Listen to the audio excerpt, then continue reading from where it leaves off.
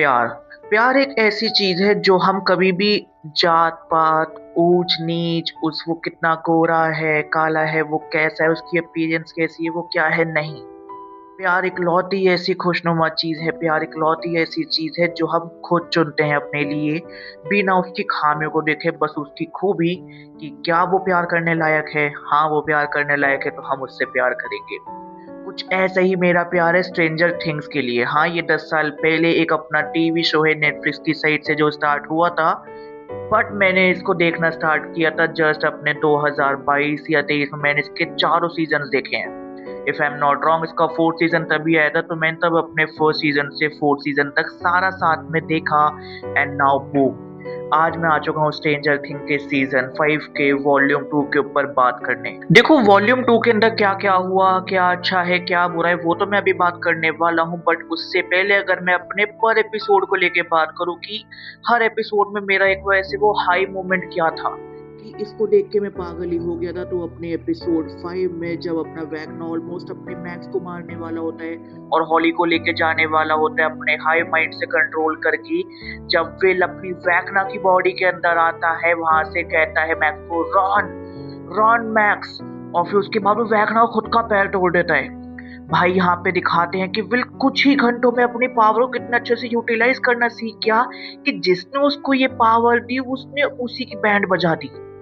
वो मेरे लिए टॉप नॉच मोमेंट था। फिर अपने एपिसोड 6 में दिखाते हैं यहाँ पे अपने स्टीव और डस्टिन का बॉन्ड, कि वो फिर से साथ में आ गए, दोनों गले मिल गए, उनके बीच में चीजें सॉल्व हो रही है। फिर उसके बाद अपने चुनैथर और नैन्सी का वो मरने वाला प्रपोजल, कहते हैं ना मैं तुम्हें मरने तक प्यार करूंगा, इनका प्रपोजल ही मरते हुए हो रहा है।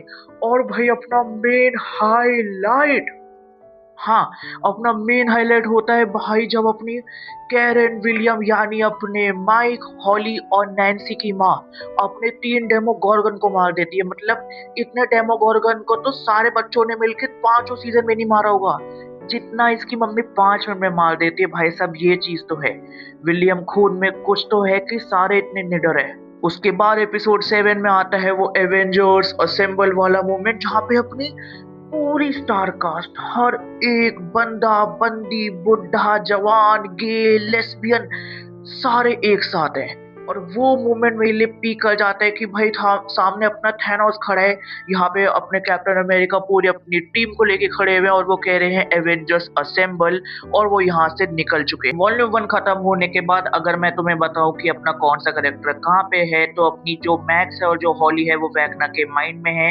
वैसे जो मैक्स है वो अपने हॉस्पिटल में है बाय बॉडी, और जो अपनी यहाँ पे हॉली है उसका मुझे इतना याद नहीं।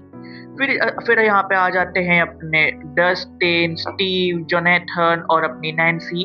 वो अपने अपसाइड डाउन में है, वो अपने लैब में है, और वो जो बहुत बड़ी सी दीवार है वो उसके इस साइड है। और फिर दूसरी साइड अपने अपसाइड डाउन में है यहाँ पे अपने हॉप और 11, जहाँ पे इनको काली जो अपने 11 की बहन है जो 8 है, वो इनको यहाँ पे मिलती है अपने डॉक्टर के की कह सकते हो रिसर्च लैब में।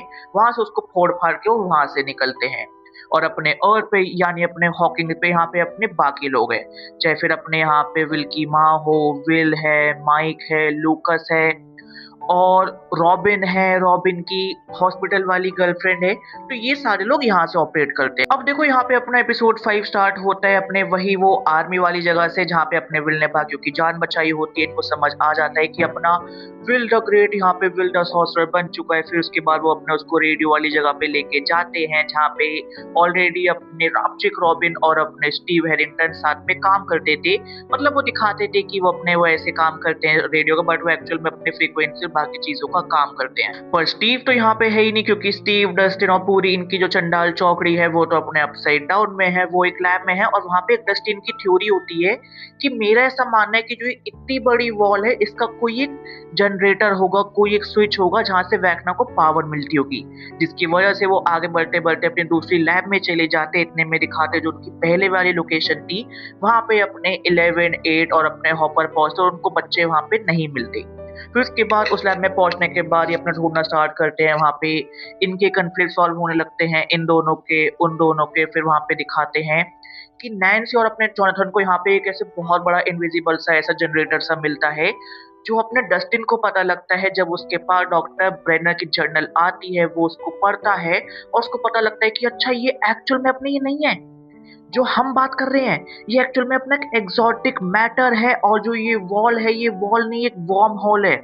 इतने में नैन्सी उस पे गोली मार देती है, वो सब तबाह हो जाता है और वो पूरी जो वॉल होती है वो टूटने लगती है, बाकी सब तहस-नहस होने लगता है, बट वो पूरी तरीके से नहीं टूटी होती। वो सिर्फ एक वहाँ पे स्टार्टिंग होती है। फिर किसी तरह वहाँ से बचने के बाद ये चारों वहाँ से किस तरह बच के आ रहे होते हैं, तब वहाँ पे दूसरी साइड दिखाते हैं वैगना के माइंड में अपने जो मैक्स और अपने हॉली है वो बचने का ट्राई करते हैं। फिर इसके बाद ये जिस गुफा में होते हैं वहाँ से एक शॉर्टकट रास्ता भी होता है, ये वहाँ से नीचे जाते हैं और इसी तरह से ट्राई करते हैं कि अच्छा अब हम यहाँ से बाहर निकल सकते हैं। जब उसके पीछे अपना डेरेक आ रहा होता है और डेरेक उनकी बातें सुनता है, फिर उसके बाद उसका फेस होता है हेनरी से, वो कहता है हेनरी साले तेरी माँ की आँख। फिर वो पूछते हैं कोई मैप किसने दिया जंगल का, तो वो कहता है तेरी माँ ने। भाई तुम वैगना से बोल रहे हो ये, अगर उसको 12 बच्चों की जरूरत नहीं होती ना सबसे पहले वो तेरे को मारता साले। फिर उसके बाद दिखाता जब वैगना उनके पीछे जाता है, विल उनको देख लेता है, तो विल कहता है यहाँ पे अपने लूकस को कि एक काम कर तू हॉस्पिटल जा क्योंकि अपने डीमोगोर्गन वहां पे आएंगी। तो वो वहां पे जाता है, वहां से उनको बचाता है, वहां पे जो विल की आई मीन जो अपने माइक की माँ होती है वो उनको बचाती है। फिर ऐसे करते करते यहाँ पे दिखाते हैं मैक्स बच जाती है, मैक्स उससे बाहर आ जाती है अपने अपसाइड डाउन से, अपने वैगना के माइंड से। असली में थोड़े उसके हाथ में पैरालाइज्ड, बट वो पहले से ठीक है। और दूसरी साइड यहाँ पे दिखाते जो अपनी हॉली होती है वो भी ऐसे निकलती है, बट वो अपने वैगना के माइंड से निकल गई, बट जहाँ उसकी बॉडी है वो वहां फंसी होती है।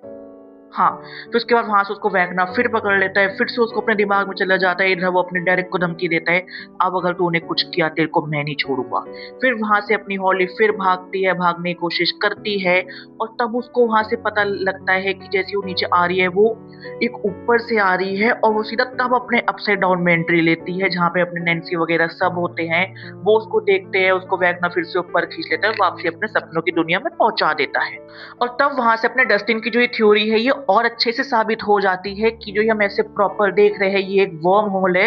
इसको अगर हम एक एबेस का नाम दे दे तो ये अपसाइड डाउन है, इसके नीचे अपनी नॉर्मल दुनिया है और अपसाइड डाउन के भी और ऊपर यानी वो है जहाँ पे अपने वैगना की एक्चुअल दुनिया है। तो ये बीच का जो गैप है वैगना इसको कम कर रहा है, वर्म होल को छोटा कर रहा है ताकि वो अपनी दुनिया और अपनी असली दुनिया इनको जोड़ दे और वैगना सारी दुनिया पे राज करे।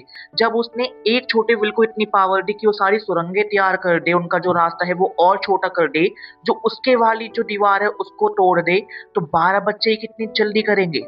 और यहीं से हमें हमारी एक और थ्योरी का आंसर मिल जाता है कि जो अपना विल है उसके पास पावर है क्योंकि वैगना ने उसको दी ताकि तो ये दीवारें हैं उनको हल्का करे, बट विल अपना बड़ा हो गया तो उसने खुद पे काबू पाया, इसकी वजह से वो नॉर्मल है। फिर उसके बाद दिखाते हैं कि वहीं पे एक एक ऐसे खुलता है अपना होल, वहां से अपने 11, 8 और अपने हॉपर निकल जाते हैं। फिर ये सब मिलके अपने डस्टिन को बुलाते हैं, टीचर को जो साइंस का एक्सपर्ट है। फिर उसके बाद वहां से वो पता लगाते हैं अपने डस्टिन की लोकेशन का, डस्टिन स्टीव चारों उनको वहां से बचा लेते हैं। लास्ट एपिसोड में आ जाते हैं, सारे लोग साथ में बैठे होते हैं। फिर वहां पे अपने Steve the Harrington the captain एक प्लान बनाता है, उस प्लान को एग्जीक्यूट करते हैं आर्मी के कैंप में जहां से वैगना आया था, वहां पे सीधा इन्वेड करते हैं। वहां पे आर्मी ऑफिसर्स को नैन्सी मार दी है। हाँ, वो नैन्सी मार रही है। फिर उसके बाद वो सीधा वहां से ट्रक लेके अपसाइड डाउन में पूरी चंडाल चौकड़ी पहुंच जाती है। इधर वैगना अपने 12 के 12 बच्चों का हाथ पकड़ता है, उनकी मुंडी ऐसे ऊपर होती है, उनकी आंखें सफेद होती है और ये खत्म हो जाता है वॉल्यूम 2 यहाँ पर। बस ऐसे करते करते गाइस यहाँ पे खत्म हो जाता है स्ट्रेंजर थिंग वॉल्यूम 2। अब अगर तुम मेरे से पूछोगे मुझे कैसा लगा, मुझे बहुत तगड़ा लगा, मुझे बहुत सॉलिड लगा, मैं पागल हो गया, मैं दीवाना हो गया, मुझे और देखना है, मुझे लास्ट एपिसोड देखना है, मैं और वेट नहीं कर सकता। बट अब आते हैं असली चीजों पे। लोग कह रहे हैं कि भाई ये बहुत हल्का रहा, जैसा वो अपना एपिसोड 4 आया था वो पीक कर गया था, विल की पावर ये वो। एपिसोड 8 है लास्ट, एपिसोड 7 नहीं, इन्होंने इसको मिड ऑफ द उसमें किया कि चलो हम इसको 3 पार्ट में दिखा देते हैं और ज्यादा हाइप के लिए, वरना ये सिर्फ 2 वॉल्यूम में आने वाला था। तो ये जो लोग कह रहे हैं that makes no sense, last episode 2 घंटे 15 मिनट का है, 2.25 घंटे की मूवीज नहीं होती आजकल। और ये ऑलरेडी अपने अपसाइड डाउन में आ चुके हैं पूरी सार का साथ में, तो अभी साथ में हमला करने वाले हैं और आई एम डैम श्योर कि ये कम से कम 3 या 4 करेक्टर को तो मारने वाले हैं। एक मुझे जिसपे सबसे ज्यादा गुस्सा है वो है काली। कली 008 कुछ भी मान लो, उसने मेरा दिमाग खराब कर दिया। And I am like, bar bar carry 11 को तेरे को मरना होगा, तेरे को मरना होगा, वरना डॉक्टर के है ये तेरे पीछे पड़ जाएंगे, तूने इसको मार दिया और लोग पीछे पड़ेंगे, माइक को मार देंगी। तो ये सबको बचाने के चक्कर में खुद को सेक्रीफाइस ना कर दे। फिर उसके बाद जैसे वो स्टीव कहता है कि भाई मैं बिल्ली की तरह नहीं हूँ, मैं ऐसे खुद को मैं हीरो नहीं बनने वाला, मैं एडी की तरह नहीं हूँ, मैं जबरदस्ती हीरो बन के नहीं मरने वाला, मेरे वो शौक नहीं है। उसका करेक्टर आर्क यहीं पूरा होगा, वो मरेगा। फिर उसके बाद जब वो 7 एपिसोड में कहते हैं आई डाई यू डाई, तुम मरे मैं मरे, तुम जिए मैं जिया, तो ये और ज्यादा गारंटी देता है कि स्टीव तो भैया मरने वाला है। फिर उसके बाद इन्होंने जो एक ऐसे चंक यहाँ पे खत्म किया कि अभी तक हम सोचते थे कि अपसाइड डाउन ही कहीं से भी खोल सकते हैं। Now we get to know. फिर उसके बाद इन्होंने जो अपना वो चंक कंप्लीट किया कि भाई अपना अपना फिर उसके बाद जो इन्होंने अपना वो एक आखिरी थ्योरी कंप्लीट की कि जो अपसाइड डाउन है वो सिर्फ अपने हॉकिंग में क्यों खुलता है, हॉकिंग के आसपास ही क्यों खुलता है, दुनिया के किसी और छोर में क्यों नहीं खुलता। तो इन्होंने इसकी क्लैरिटी यहाँ पे दे दी कि वो जो वर्म होल है वो यहीं किस पास में है, तो इसलिए यहाँ पे होता है। तो अगर इन्होंने पूरा वर्म होल तबाह कर दिया, जो ये अपसाइड डाउन वाली दुनिया है ये खत्म हो जाएगी।